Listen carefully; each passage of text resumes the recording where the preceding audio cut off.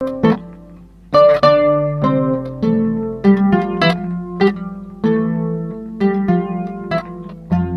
à tous, le mardi 20 décembre 2022, bienvenue sur ces flashs d'informations sur Malikouna Falichon.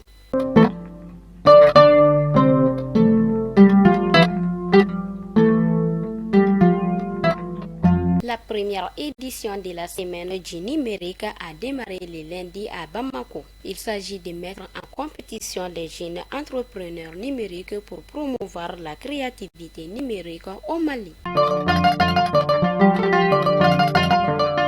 La CEDEAO s'active pour la mise en place de la force conjointe antiterroriste et anti-coup d'État, mais des observateurs dénoncent une forte détrône. Mise en œuvre de l'accord pour la paix, la CIMA accuse des partis d'avoir manqué à leurs devoirs. La médiation de son côté met en garde contre les déclarations fâcheuses. Les rideaux sont tombés ce dimanche sur les activités de la 7e édition du festival Vivre Ensemble à Tombouctou. Une course de dromadaire a été organisée à cette occasion.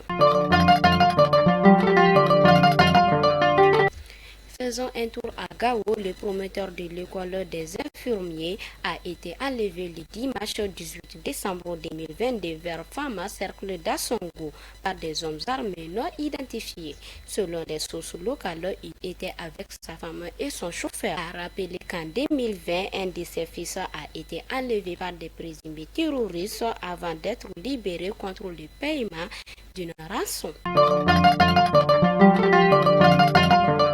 Cherté de vie des commerçants annonce la baisse de certaines céréales, une information qui réjouit des consommateurs.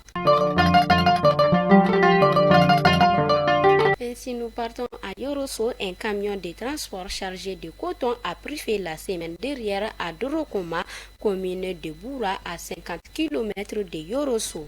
Des témoins indiquent que l'incident serait dû à une panne technique du véhicule qui aurait déclenché le feu. Et enfin, pour terminer ces flashs, nous partons à Tombouctou.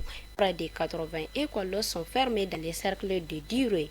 Les centres d'animation pédagogique et les notabilités interpellent les autorités face à la situation.